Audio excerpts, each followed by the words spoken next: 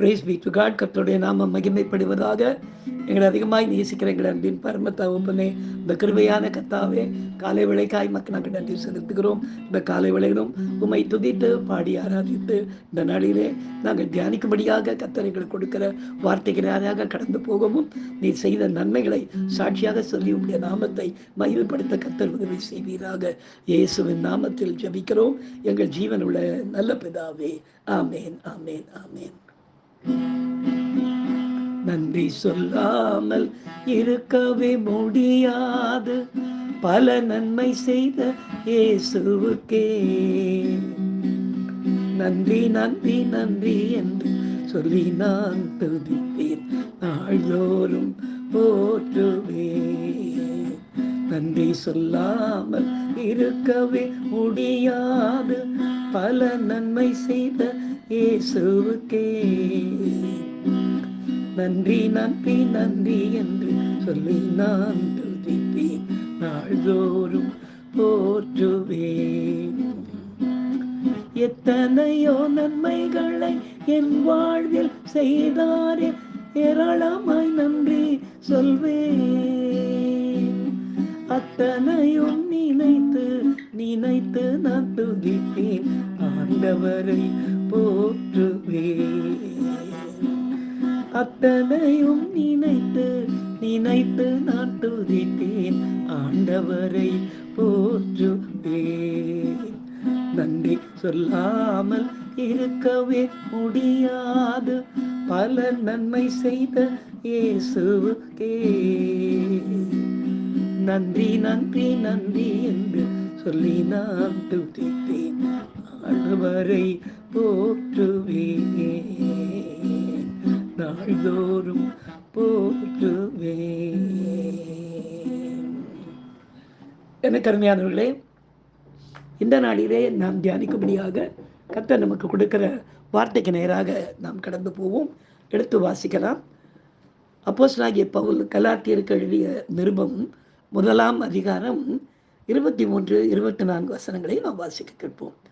முன்னே நம்மை துன்பப்படுத்தினவனே தான் அழிக்க தேடின விசுவாசத்தை இப்பொழுது பிரசங்கிக்கிறான் என்பதை மாத்திரம் அவர்கள் கேள்விப்பட்டிருந்து என்னை பற்றி தேவனை மகிமைப்படுத்தினார்கள் என்று அப்போஸ்தலனாகிய பவுல் எழுதியிருக்கிறதாக நாம் வாசிக்கிறோம். எனக்கு அருமையானவர்களே, இந்த வசனத்தை கலாத்தியருக்கு அப்போஸ்தலனாகிய பவுல் எழுதும்போது தன்னை மறுரூபப்படுத்தியதை, அதாவது கர்த்தர் செய்த நன்மையை குறித்து எழுதியுள்ளதாக வேதத்தில் இடம்பெற்றுள்ளது. இப்படிப்பட்ட ஒரு மனமாறுதலை கர்த்தரால் மட்டுமே நம்மால் உருவாக்க முடியும். நாம் உலகத்தில் கரைப்பட்டு கெட்டு போனவர்களாக இருந்தபோது கர்த்தரது சிலுவை பற்றிய உபதேசம் நமக்கும் பைத்தியமாக தானே தோன்றியது. ஆனால் தேவ கிருபையால் ரட்சிக்கப்பட்ட போது அவருக்குள் நாம் நிலைத்து நிற்க அதே எந்த உபதேசத்தை நாம் வெறுத்தோமோ அந்த உபதேசமே நமக்கு கர்த்தர் தந்த பலனாக மாறினது அல்லவா? அதுபோல கர்த்தர் நமக்கு தருகின்ற பரம ஈவுகளை நாம் ருசிக்காத வரையில் புதிய ஏற்பாட்டின் சவுலை போல அதை வெறுத்து அதை அழிக்கவே தேடிக்கொண்டிருப்போம்.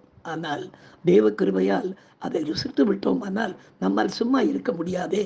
கர்த்தரது ரட்சிப்பையும் அதன் ஈவுகளையும் குறித்து சிந்தித்து கொண்டிருப்போம், தியானித்து கொண்டிருப்போம். ஏன், மற்றவர்களுக்கு நாம் பெற்றுக்கொண்ட ரட்சிப்பின் சந்தோஷத்தை சொல்லிக்கொண்டே தான் இருப்போம். அப்படியே கிருபையிலே நாம் வாடுவோம். பிரியமார்களே, இந்த நாளிலும் கூட அநேக என்னுடைய வாழ்வில் நடந்த சாட்சிகளை நான் நிறைய உங்களுக்கு நான் சொல்லியிருக்கிறேன். நான் எப்படியாக கர்த்தருக்குள் இப்படிப்பட்ட இன்றைக்கு வாசித்த இந்த வசனத்தின் சூழ்நிலையிலிருந்து கர்த்தருக்குள் வந்தேன் என்பதை குறித்து சாட்சி கொடுக்க நான் விரும்புகிறேன். இந்த சாட்சியின் மூலமாக கர்த்தருடைய நாமம் மாத்திரம் மகிமைப்படுவதாக.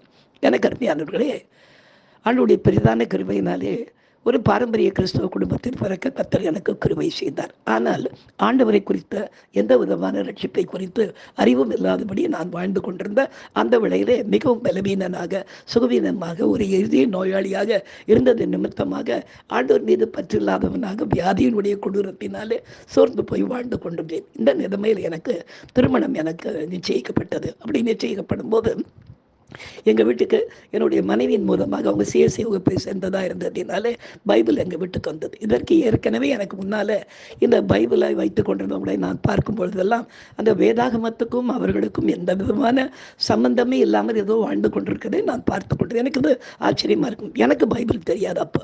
ஆனால் இந்த வேதாகமத்தை கையில் வைத்திருக்கிறவர்கள் வேதாகத்தில் உள்ள அந்த தேவன்போ மற்ற காரியங்களோ அவரிடத்தில் காணப்படாமல் நான் இருந்தது அப்படின்னாலே இந்த வேதாகம் ஒரு சரித்திர புத்தகம், அவ்வளோதான். அதனால் எல்லாரும் வாசிச்சுக்கிட்டு இருக்காங்க. நமக்கு நம்ம ஜபமாலை பண்ணுகிறோம், அவங்க வேதம் வாசிக்கிறாங்க, அவ்வளோதான். ஆக மொத்தம் எல்லாரும் கிறிஸ்தவர்கள். இந்த ரட்சிப்பு அதெல்லாம் பெரியதாக எனக்கு அந்த நாட்களிலே தெரியவில்லை. எனக்கு அறிமார்கள் இப்படி என்னுடைய வாழ்நாள் ஓடிக்கொண்டிருந்தது.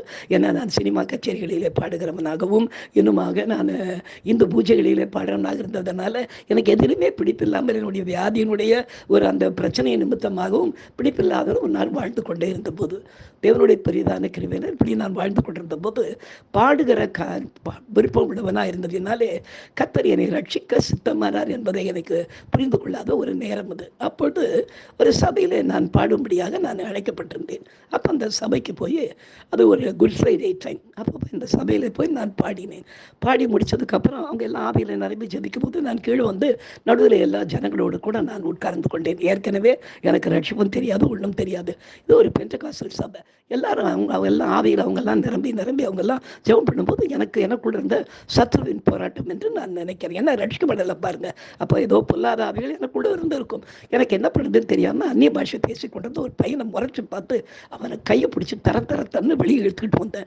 வெளியே இழுத்துட்டு வந்த அந்த தம்பியை பார்த்துக்கிட்டே திரும்ப ஒரே வார்த்தையை சொல்லி ஏதோ கூச்சல் போட்டுக்கிட்டு இருக்கேன். இது என்ன, இந்த வார்த்தைக்கு என்ன அர்த்தம் கொஞ்சம் சொல்லு. உள்ளகிறவங்க எல்லாருமே விதவிதமாக கத்துறீங்க, என்னடா கத்துறீங்க அப்படின்னு கேட்ட உடனே அந்த தம்பி அதுக்கு முன்னால் என்னை பலிபீடத்தில் பாடினவனாக அவன் பார்த்ததுனால பயந்து போய் என்னை பார்த்து, அண்ணே நீங்கள் மேலே பாட்டு பாடினவர் தானே அப்படின்னு. ஆமாடா, பாட்டு பாடுறது என்னுடைய பொழப்பு, நான் பாடுவேன். அது சரி, நீ என்ன கீழே முதல் கத்துறீங்களே, என்னது அது அப்படின்னு அவன் சொன்னான். நாங்கள் ஆண்டவரோடு பேசுகிறோம்.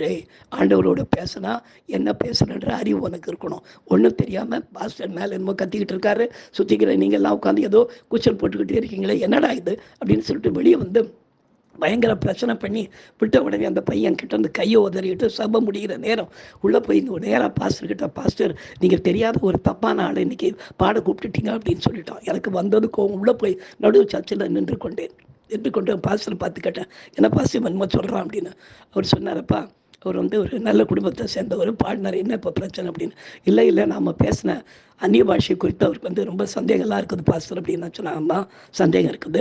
எல்லாரும் ஏதோ ஒரே ஒரு வேர்டை திரும்ப சொல்லிக்கிட்டு ஏதோ கத்திக்கிட்டு இருக்கீங்க. இதெல்லாம் என்ன சாமி அந்த மாதிரி ஏதோ பண்ணிக்கிட்டு இருக்கீங்க, என்னது இதெல்லாம், இந்த கோயிலுக்கு எங்கேயும் ஒன்றும் வித்தியாசமே தெரியலையே, என்ன இது அப்படின்னு கேட்டபோது அவர் சொன்னார், பாஸ்டர் எப்பா அவங்கவுங்க தேவன் கொடுத்த பாஷை வரங்களினாலே பேசி கொண்டிருக்கிறாங்க அப்படின்னாங்க. என்ன பாஷை வரம், என்ன பெரிய வார்த்தையெல்லாம் சொல்லி ஏமாற்றிக்கிட்டு இருக்கீங்க பாஸ்டர், இதெல்லாம் ஒன்றும் எனக்கு சரியாக தெரில அப்படின்னு சொல்லிட்டு அங்கே ஒரு போர்டு இருந்தது, கர்த்தராகிய இயேசு கிறிஸ்துவின் ரத்தம் சகல பாவங்களை நீக்கி நம்மை சுத்திகரிக்கும்னு. உடனே நடுவு சபையில் நின்று கேட்டேன், இது என்ன போர்டு அப்படின்னு. அவர் பாஸ்டர் சொன்னார், என்னப்பா வேணும் தம்பி உனக்கு அப்படின்னாரு. இல்லை, கர்த்தராகிய இயேசு கிறிஸ்துவின் ரத்தம் சகல பாவங்களையும் நீக்கி நம்மை சுத்திகரிக்கும்னா இயேசு கிறிஸ்துவுடைய ரத்தம் எல்லா பாவங்களையும் நீக்கி சுத்திகரிச்சுதான். இப்போ நீங்கள்லாம் பாவமே இப்போல்லாம் செய்கிறது இல்லையா அப்படின்னு கேட்டேன். சபையார் எல்லாரும் என்ன சூண்டு நின்றுட்டாங்க. என்ன பாஸ்டர் இப்படிப்பட்ட ஒரு ஆளை பாட வச்சுட்டீங்க இன்னைக்கு அப்படின்னு நான் சொன்னது. வர்மா, நான் பாவி, நான் ஒத்துக்கிறேன், நீங்கள்லாம் பாவமே செய்கிறது இல்லையா, இயேசு கிறிஸ்துவின் ரத்தம் கழுவி சுத்திகரிக்கும்னு சொல்லிட்டு. ஆனால் எல்லாரும் பாவம் செய்ய கோவெல்லாம் படுறது இல்லையா, அங்கே சண்டை போடுறது இல்லையா, வீட்டில் எல்லாம் பண்ணிட்டு தானே இருக்கீங்க, ரோட்டில் கூட ஏதாவது முடிஞ்சால் சண்டை போடுறீங்க தான். சர்ச்சை கூட ஒரு பெரிய பிரச்சனையை நான் கிளப்பிட்டேன். நான் பாட்டு சொன்னேன், இதெல்லாம் சும்மா பைத்தியக்காரத்தரை, இயேசு கிறிஸ்துடைய ரத்தம் நம்மளை கழுவோன்னு. அன்னைக்கு சிந்தின ரத்தம் இன்னைக்கு எப்படி நம்மளை கழுவோம், என்ன பைத்தியக்காரத்தன் ரத்தம் நான் சிந்திக்கிட்டே இருக்குது அப்படின்னு சொல்லிட்டு, பாஸ்டர் சும்மா நிறைய எதையாவது ஒன்று சொல்லி ஜனங்களை ஏமாத்தாதீங்க பாஸ்டர் அப்படின்னு சொல்லிட்டு நான் பாட்டு என் கிட்டாரை தூக்கி கையில் வச்சுக்கிட்டு நான் பாட்டு வெளியே வந்து பஸ் ஸ்டாண்டில் நின்றுட்டு இருந்தேன். அந்த சர்ச்சோட சேர்ந்த ஒரு 3 பிள்ளைங்க வந்தானுங்க. இந்த 3 பிள்ளைங்க வந்து என்னை பார்த்து அவனுங்க கேட்டானுங்க, அண்ணே என்னண்ணே உள்ளே வந்து இப்படி பண்ணிங்க. ஆமாண்ணே, எங்களுக்கு ஒரு சின்ன சந்தேகம், ரத்தத்தால் கழுவப்பட்டுட்டோன்னு சொல்லி பாஸ்டர் பேசுகிறாரு, ஆனால் எல்லாருமே கோவப்படுறோம், சண்டை போடுறோம், திரும்ப திரும்ப பாவத்தை செய்கிறோம், சினிமாவில் கூட போகிறோம், நாங்கள் எல்லாம் பண்ணுறோம். அப்போ அந்த ரத்தத்துக்கு வல்லமே இல்லையா அப்படின்னாரு. அந்த ரத்தத்துக்கெல்லாம் அது எப்போ இருந்ததோ தெரிலப்பா, நமக்கு தெரியாது, எனக்கு அதெல்லாம் தெரியும். நீங்கள் தான் சொல்கிறீங்கல்ல ரட்சிப்பு ரட்சிப்புன்னு, அந்த ரட்சிப்புலாம் எனக்கு கிடையாதுப்பா. அதனால நான் கேட்குறேன், பைத்தியக்காரத்தனமாக இந்த மாதிரி உள்ளே வந்து உட்காந்துக்கிட்டு ஏதாவது பண்ணிக்கிட்டு இருக்காங்க. அவங்கவுங்க ஒழுங்காக படித்து வாழ்க்கையில் முன்னேறி யாருக்கும் துரோகம் பண்ணாமல் நல்ல வாழ்க்கை வாழுங்க. வாழ்ந்தாலே போதும்ப்பா, நம்ம எல்லாம் பரலோகத்துக்கு போயிடுவோம். இவங்க யாரும் நம்மளை கூட்டிகிட்டு போகிறது இல்லை அப்படின்னு வேதம் அறியாதவனாக அந்த நாளில் நான் எனக்கு தெரிஞ்சதெல்லாம் பேச ஆரம்பித்தேன். அப்போ 2 பசங்க சொன்னாங்க, அண்ணன் சொல்கிறது கரெக்டு தான்டா, அவர் சரியாக தான் சொல்கிறாரு, அவர் சொல்கிறது அதானே, நம்ம நல்லவங்களா வாழ்ந்தாலே போதுமே, ரத்தம் ஒன்றும் கழுவுன மாதிரி தெரியலேன்னு பசங்க குழம்ப ஆரம்பிச்சானுங்க. நான் சொன்னேன், அதான்ப்பா சொல்கிறேன், சும்மா இந்த மாதிரி அவங்கவுங்க முறைக்கு இந்த மாதிரி இவங்கெல்லாம் வேலைக்கு போகாமல் இந்த மாதிரி அங்கங்கே ஒரு சர்ச்சை ஆரம்பிச்சுக்கிட்டு உட்காந்துக்கிட்டு இந்த மாதிரி உங்கள்கிட்ட இருக்கிற இந்த தசம் பாகம் காணிக்கன்னு சொல்கிறாங்க பாருங்கள், இதெல்லாம் வாங்கிக்கிட்டு இவங்க சாப்பிட்டுக்கிட்டு நிம்மதியாக வாழ்ந்துக்கிட்டு இருக்காங்க. அவன் போய் வேலையை பாருங்கடா அப்படின்னு சொல்லிட்டு நேராக நான் பஸ் ஏறிட்டேன். பஸ்ஸில் ஏறி உட்கார்ந்த பிற்பாடு தான் எனக்கு அருமையானுடைய என்னுடைய சமாதானம், என்னை அதுவரையில் இருந்த கொஞ்சம் நஞ்ச சமாதானம் என்னை விட்டு போனது. நான் பயப்பட ஆரம்பித்தேன்.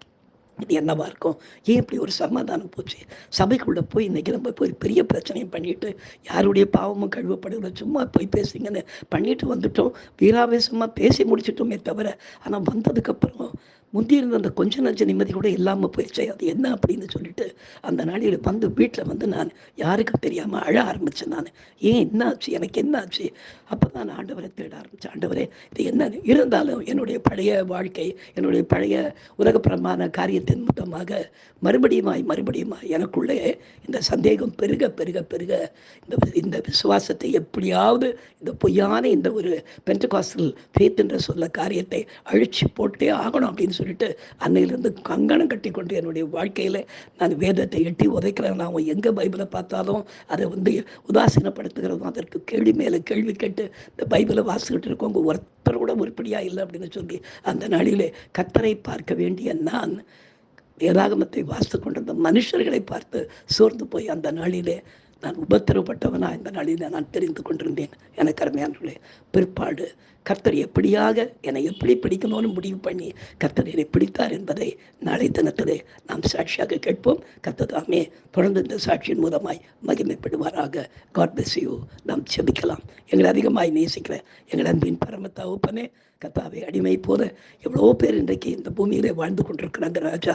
ரட்சிப்பினுடைய மேன்மையை புரிந்து கொள்ள முடியாதபடி என் தெய்வம் தாமே சபைகளை உபத்திரவப்படுத்துகிறவளாய் ஒரு கிறிஸ்தவ குடும்பத்திலே பிறந்த நான் இப்படியாய் வாழ்ந்தேன். மிகுந்த கருமையினாலே கர்த்தர் என்னை தேடி வந்து மீட்டுக் கொண்டீரே, உமக்கு நன்றி ராஜா. கர்த்தாவே, இந்த சாட்சியின் மூலமாய் நாளைக்கு சொல்ல போகிற சாட்சியின் மூலமாய் கர்த்தாவே ஜனங்களுடைய அண்டையிலே சேர்க்கப்பட கர்த்தர் உதவி செய்யும்படியாக ஜெபிக்கிறோம். பெரிய காரியங்களை செய்யுங்க. நீர் தேடி வந்து ரட்சிக்கிற தேவன் என்று தொடர்ந்து சாட்சி கொடுக்க உதவி செய்வீராக. இயேசுவின் நாமத்தில் ஜெபிக்கிறோம் எங்கள் ஜீவனுள்ள நல்ல பிதாவே, ஆமென். அல்லேலூயா, அல்லேலூயா. God bless you. Thank you.